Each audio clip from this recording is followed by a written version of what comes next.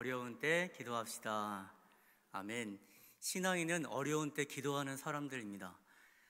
기도하는 이유는 분명한데 하나님께서 어려움을 이길 힘을 주시기 때문입니다. 이 기도에 대한 이야기가 나왔으니까 제가 한 이야기를 들려드리겠습니다. 여러분, 마르틴 루터 아시죠? 500년 전에 이 종교개혁을 이끈 지도자인데 그에게는 이 전담 이발사가 있었어요. 항상 머리를 깎아주는 사람이 있었는데 그 사람의 이름이 페터 베스킨 도르프예요. 근데 이 사람이 하루는 루터에게 이렇게 물어봤습니다. 제가 기도를 하고 싶은데 어떻게 기도하면 좋겠습니까? 기도에 대한 방법을 알려주세요. 이렇게 물어봤습니다. 그러자 루터가 집에 가서 무엇을 했냐면 편지를 써줬어요. 편지를 써서 줬는데 제목도 달아주었습니다. 기도에 대한 단순한 방법, 좋은 친구를 위해, 이렇게 제목을 달아서 편지를 줬습니다.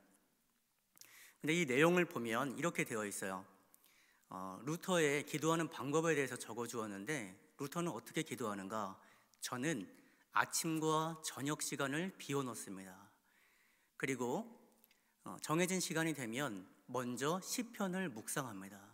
시편을 읽으면서 그 안에 하나님의 음성을 들으려고 하고, 그리고 나는 오늘 어떻게 기도해야 될까 기도 제목을 찾습니다. 그리고 루터는 이 대교리 문답을 쓴 사람인데, 그리고 저는 무엇을 하냐면 사도신경을 외우고 주기도문을 외우고 십계명을 읽고 외웁니다.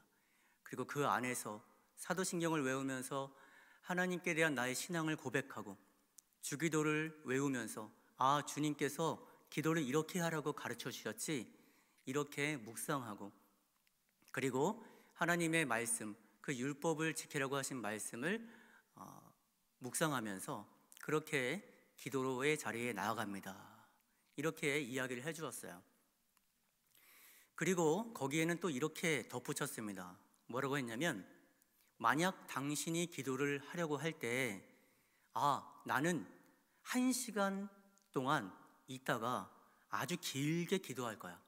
이따가 1시간 동안 길게 할 거니까 지금은 나한테 주어진 이 일도 해야 되고 저 일도 해야 되니까 이것 먼저 처리하고 기도해야지.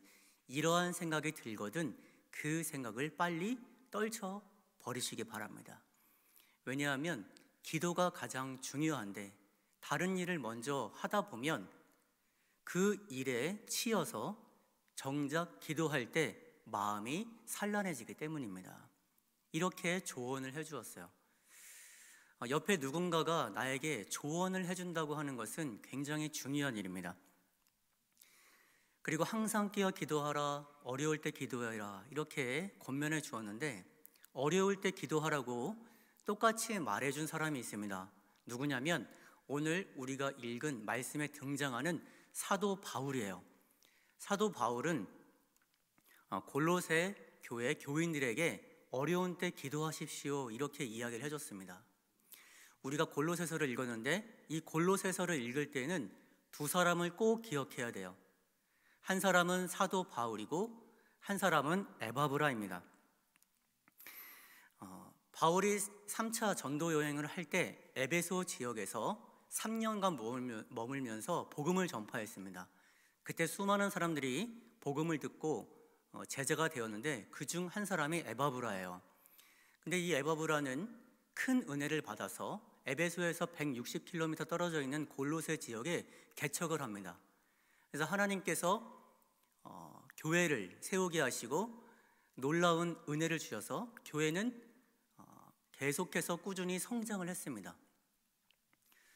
그러다가 어느 날 이 교회에 큰 위협이 닥쳤어요. 그게 뭐냐면 이단 사상이 들어온 것입니다. 이단 사상은 크게 두 가지였는데 하나는 유대교 이단이었고 하나는 영지주의 이단이에요. 유대교 이단은 예수님을 하나님의 아들로 보지 않고, 그리고 여전히 율법을 지켜야, 할례를 받아야, 그리고 성경에서 먹지 말아야 할 음식을 먹지 않아야 구원받을 수 있다, 이런 가르침을 주었습니다. 그리고 영지주의는 영은 선하고 육은 악하다. 근데 어떻게 하나님의 아들, 하나님의 아들이 이 땅에 육신을 입고 오실 수 있느냐, 이렇게 성도들을 많이 미혹했습니다. 특히 영지주의는 당시에 헬라 세계관을 뒤흔든 굉장히 인기 있는 그러한 이단 종교였어요. 그래서 성도들도 이렇게 생각하는 사람들이 많았습니다. 아, 진짜 어떻게 전능하신 하나님이 이 땅에 인간의 모습으로 오셔, 이건 말이 안 돼. 이렇게 성도들이 많이 흔들렸습니다. 이것이 골로새 교회가 처한 위협이었어요. 저는 이러한 위협을 보면서 그동안 2000년 역사 동안 교회가, 아니 그 전부터 신앙 공동체에는 위협하는 요인들이 굉장히 많았구나, 이것을 깨닫게 됩니다. 대표적으로 어떤 위협들이 있었냐면 아시리아, 페르시아, 바벨론, 로마 제국이라고 하는 강대국들로부터 점령당하는 위협이 있어요. 그리고 예수를 믿으면, 그리고 신앙을 지키면 목숨을 잃는다, 이러한 굉장한 큰 위협이 있었죠. 그리고 오늘 말씀처럼 이단이 들어와서 성도들을 미혹하는 위협이 있었습니다. 그리고 어떠한 위협이 있냐면 르네상스 시대로 대표되는 이러한 인본주의, 그리고 포스트 모더니즘이라고 할 수 있는 이 개인주의, 이러한 이데올로기의 위협이 있습니다. 늘 교회에 위협이 있었다면 반대로 그 위협으로부터 교회를 지키려고 하는, 신앙을 지키려고 하는 노력들이 있었습니다. 에바브라도 이 목회자로서 골로새 교회를 지켜야 하는데 한 가지 결단을 내립니다. 그 방법은 뭐냐면 내 스승 바울을 찾아가서 조언을 들어야겠다. 바울 선생님은 분명히 이 문제를 해결할 그러한 지혜로운 말씀을 해주실 거야. 그래서 어디를 찾아가냐면 감옥에 찾아가요. 왜냐하면 당시 바울은 감옥에 갇혀 있었기 때문입니다. 바울은 복음을 전하다가 여러 차례 감옥에 갇혔는데 바로 이 순간 바울은 감옥에 있었던 거예요. 그러니까 이 편지는 어디서 쓴 편지입니까? 감옥에서 쓴 편지인 거예요. 에베소서, 빌립보서, 골로새서, 빌레몬서, 이 네 가지 성경을 옥중서신이라고 합니다. 바울이 감옥에서 쓴 편지이기 때문이에요. 그런데 바울은 투옥 중에도 근심하지 않고 걱정하지 않고, 그리고 성도들을 생각하면서 늘 신앙의 독려를 할 수 있는 그러한 메시지를 담은 편지를 써줍니다. 이 편지가 나중에 책이 되고 성경이 된 것이죠. 우리 앞에 이야기가 닮아있죠? 루터도 편지를 써준 것이 책이 되었는데 그 훨씬 이전에 바울이 쓴 편지가 책이 되어 우리에게 성경으로 남아있는 것입니다. 바울은 골로새 교회 교인들 얼굴을 본 적도 없습니다. 그런데 성도들 한 명 한 명을 떠올리면서 이렇게 권면합니다. 어려움이 찾아올 때 흔들리지 마세요. 두려움이 찾아올 때 물러서지 마세요. 교회에 위협이 찾아왔을 때 올곧은 신앙으로 서시기 바랍니다. 이렇게 권면합니다. 우리가 그 골로새서 4장 말씀 중에 2절에서 4절 말씀을 읽었습니다. 바울은 여기서 크게 두 가지를 강조합니다. 첫 번째는 무엇이냐면 2절에 되어 있죠? 2절에 이렇게 되어 있어요. 기도를 계속하고 기도에 감사함으로 깨어 있으라. 그리고 3절에 이렇게 되어 있습니다.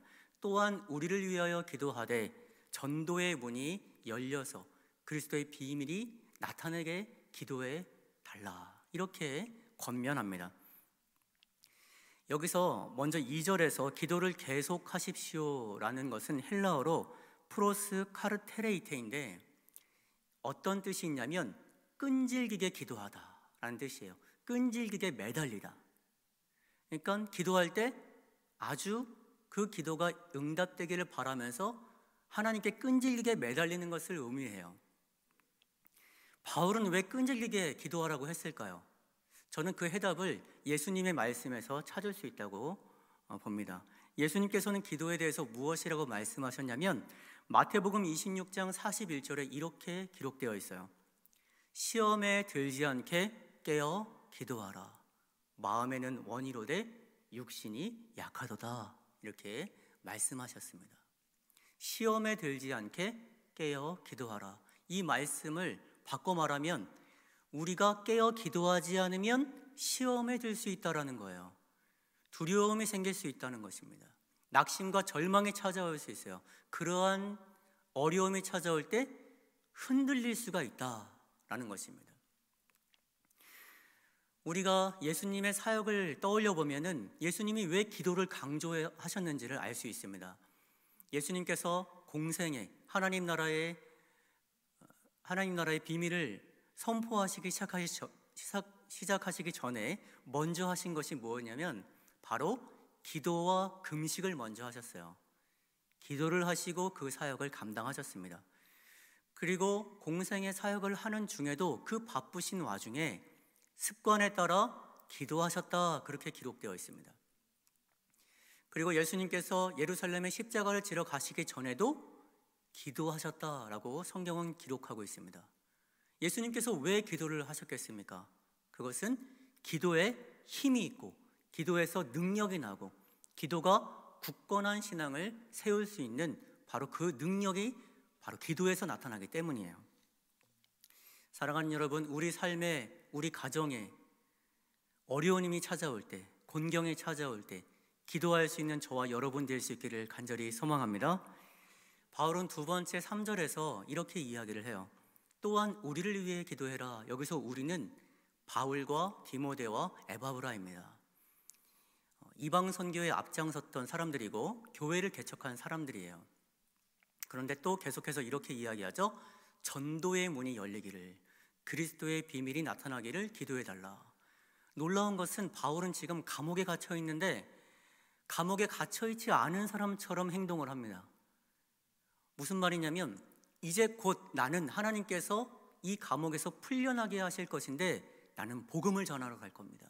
그러니 여러분, 저를 위해서 기도해 주시는데, 우리를 위해서 기도해 주시는데 그 복음의 문이 열리기를 기도해 주시기 바랍니다. 이렇게 권면하는 거예요.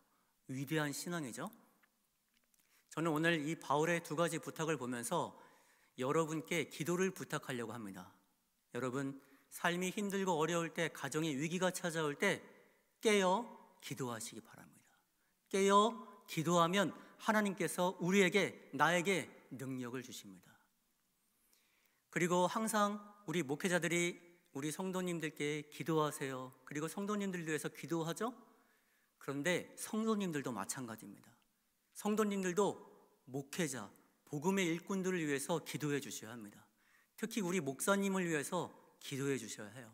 권능의 말씀을 선포하고 육신의 질병이 떠나가게 기도해 주셔야 하는 것입니다. 그리고 바울은 복음의 문이 열리기를 기도하죠. 사역에 대한 기도입니다. 우리도 우리 바름교회에 하나님이 맡겨주신 원대한 계획이 있어요. 영혼 구원과 다음 세대와 사역 확장을 위해서 계속해서 여러분 교회를 위한 기도를 해 주셔야 하는 것이에요. 이 세 가지를 압축하면 내 삶에서 개인의 기도 생활을 끊임없이 하고 목회자, 복음의 일꾼들을 위해서 기도하고 그리고 교회를 위해, 사역을 위해 기도하는 것, 그것이 바로 우리가 해야 될 일인 것입니다. 저는 골로새 교회가 처한 교회의 위협을 보면서 지금 우리가 맞닥뜨리고 있는 지금 현실 속에서의 위협은 무엇이 있을까 생각해 보았습니다. 저는 처음에 코로나가 가장 큰 위협이라고 생각을 했어요. 이 눈에 보이지도 않는 질병, 바이러스, 누가 걸린지도 모르는 병, 그야말로 팬데믹이었습니다. 근데 깊이 묵상을 해보니까 더 큰 위협이 있었습니다. 그것이 무엇이었냐면 신앙인들이, 우리의 신앙이 점점 흔들리는 거예요. 교회를 떠나고 있는 것입니다. 교회의 성도들이 줄어들고 있는 거예요. 이것이 가장 큰 우리가 직면한 현 시점에서의 교회의 위협입니다. 이것은 내 안에서 일어나는 위협이에요. 신앙인들의 진짜 싸움이 시작된 것입니다. 신앙을 포기할 것이냐, 지켜낼 것이냐, 이 싸움 안에 우리가 들어가 있는 거예요. 그동안에 교회가 맞닥뜨린 싸움은 눈에 보이는 싸움이었습니다. 지금의 교회의 위협은 무엇이냐? 눈에 보이지 않는 싸움이에요. 히브리서 11장 1절 말씀에 이렇게 기록되어 있죠. 믿음은 바라는 것들의 실상이요 보이지 않는 것들의 증거니. 믿음도 보이지가 않습니다. 하지만 우리가 바라고 그리고 하나님을 살아계신 하나님으로 고백하면 그것은 바라는 사람들의 실상으로 나타나 믿음은 현실에서 존재하는 거예요. 근데 우리가 눈에 보이지 않는 믿음이 점점 약해지고 약해지면 눈에 보이지 않기 때문에 우리의 믿음도 사라질 수 있다는 것입니다. 말씀을 준비하면서 제가 지난 날을 돌아보았습니다. 코로나가 우리나라에 시작된 게 작년 1월인데 한 달 뒤 2월 23일에 정부가 심각 단계를 발표합니다. 그리고 상황 급속도로 바뀌어서 학교가 연기돼요. 등교가 연기됩니다. 그리고 조금 더 지나니까 모든 집합 모임이 금지됩니다. 이것이 우리가 지난 1년 동안 맞닥뜨린 현실이었어요. 1년이 된 시점에서 보니까 정말로 성도들이 많이 교회를 떠났습니다. 어떤 분들은 이렇게 걱정을 합니다. 이거 회복할 수 있겠느냐? 이거 회복할 수 있겠느냐? 코로나가 끝나고 나서 교회를 떠났던 사람들이 다시 교회에 올 수 있느냐? 이러한 걱정들을 많이 하십니다. 그러나 분명한 것이 있습니다. 우리가 걱정만 해서는 안 된다는 거예요. 우리가 신앙의 자리를 지키고 그 자리에서 기도하고 나아가야 한다는 것입니다. 어떻게 실천할 수 있을까? 무엇을 해야 될까? 그것은 바로 경건의 생존율을 높이는 거예요. 경건의 생존율을 높이는 것. 우리의 일상생활에서 경건 생활을 계속해 나가는 것입니다. 하나님의 말씀을 읽고 듣고 묵상하고, 우리가 요즘은 말씀을 쓰고 있죠? 말씀을 쓰면서 하나님 이러한 말씀을 저에게 쓰게 하시니 감사합니다. 이 말씀 속에 주님의 뜻이 계시는군요. 이렇게 고백하면서 쓰는 것입니다. 그리고 기도하면서 하나님의 음성을 듣고 하나님과 대화하고 하나님을 만나는 것, 찬송을 하면서 근심을 몰아내는 것, 악한 세력을 몰아내는 것, 그러한 경건 생활을 계속하면 우리 안에 경건의 생존율이 높아지는 거예요. 그러면 우리의 신앙은 흔들리지 않을 수 있습니다. 이 시대는 한마디로 어떤 시대일까? 저는 생존의 시대라고 생각합니다. 생존의 시대. 바이러스와 백신의 싸움이 시작됐습니다. 바이러스는 숙주에 붙어서 어떻게든 살아남으려고 애써요. 바이러스는 지금까지 계속해서 옮겨다니면서 자신을 더 확장시킵니다. 백신은 어떤 싸움을 합니까? 우리 몸속에 항체를 만들어요. 바이러스와 백신이 만들어낸 항체가 싸워서 누구가 살아남는가, 이 싸움을 하고 있는 것입니다. 우리나라도 곧 백신 접종을 한다고 하죠. 백신 접종이 잘 되어서 정말로 집단 면역이 되어 이 코로나가 역사의 뒤편으로 사라지는 때가 와야 할 것입니다. 그런데 이 생존의 싸움은 비단 바이러스와 백신, 항체와의 싸움으로 끝이 아닙니다. 우리 신앙인도 생존의 싸움에 있는 거예요. 그 생존의 싸움은 무엇이냐? 나는 신앙을 지켜내는가? 아니면 신앙이 위태위태하다가 신앙을 떠나버리는가? 포기하는가? 이 싸움 한가운데 있는 것입니다. 역사적으로 볼 때 2020년 작년 한 해만큼 교회를 위태롭게 한 날이 없었습니다. 어떤 분은 이렇게까지 말씀하시죠. 전쟁통에도, 전쟁이 나더라도 예배 드렸다. 정말로 우리는 그동안에 그 눈에 보이는 많은 교회의 위협이 있더라도 신앙을 굳건히 지켰던 사람들입니다. 근데 눈에 보이지 않는 싸움에 들어가니까 점점 무기력함을 느끼는 거예요. 작년 한 해 우리가 느끼는 것이 무기력한 신앙이었습니다. 바꿔 말하면 이것은 무엇이냐? 우리가 이겨내야 할 영적 전쟁이라는 겁니다. 영적 싸움이 시작된 거예요. 전쟁에는 반드시 승자와 패자가 있습니다. 우리는 승자에 서야 합니다. 우리는 절대 물러서면 안 되는 것입니다. 우리가 전쟁에서 승리하기 위해서는 대장 되신 예수님을 따라가는 것입니다. 성경은 이렇게 이야기합니다. 영적 전쟁은 있지만 하나님께 속한 것이라. 하나님께 속한 것이라. 우리는 대장 되신 예수님의 뒤를 따라가면 이 전쟁에서 승리할 수 있는 것입니다. 전쟁에 나갈 때는 반드시 우리가 무장을 해야 됩니다. 바울은 에베소서 6장에서 그것을 하나님의 전신갑주를 입으라 이렇게 이야기합니다. 하나님의 전신갑주를 입어라. 그리고 그 6장 18절에 보면 이렇게 되어 있어요. 모든 기도와 간구를 하되 항상 성령 안에서 기도하고 이를 위하여 깨어 구하기를 항상 힘쓰며 여러 성도를 위하여 구하라. 기도를 강조합니다. 전신갑주를 입고 해야 될 것은 기도예요. 왜냐하면 기도는 성도들의 가장 강력한 무기이기 때문입니다. 기도는 우리가 전쟁터에 나가서 경건의 생존율을 높일 수 있는 방법입니다. 전쟁에선 다른 것이 필요 없습니다. 생존이 중요해요. 살아나는 것이 중요합니다. 창세 때부터 하나님과 인간 사이를 계속해서 끊어놓고 분리해놓고 떼어놓으려고 했던 사탄의 그러한 전략은 올해, 작년에 너무나도 가장 강력한 전략을 구상하고 있습니다. 그것이 무엇이냐면 신앙인들이 스스로 신앙을 포기하게 만드는 거예요. 신앙이 점점 약해지게 만드는 것입니다. 내버려둬도 스스로 교회를 떠나게 만드는 일, 이것이 지금 사탄이 하고 있는 일입니다. 신앙에도 저는 백신이 있으면 얼마나 좋을까 이런 생각을 해봅니다. 신앙에 백신 주사기가 있어서 우리 권사님 딱 놓고 우리 집사님 딱 놓고 이 백신 주사기 딱 맞으면 사탄이 꼼짝 못하는 거예요. 우리를 아무리 공격하려고 해도 공격할 수가 없습니다. 그러면 얼마나 좋을까요? 그런데 그러한 주사기는 없습니다. 대신 우리가 신앙의 생활을 열심히 하고 경건 생활을 끊임없이 하고 항상 기도로 깨어 있으면 그것이 백신 역할을 하는 거예요. 우리 안에 경건의 항체가 생깁니다. 그것은 사탄이 공격해도 사탄이 흔들어도 너도 다른 사람들처럼 요즘 다 예배 잘 안 드려. 너도 그렇게 해도 괜찮아. 조금 허술하게 해도 돼.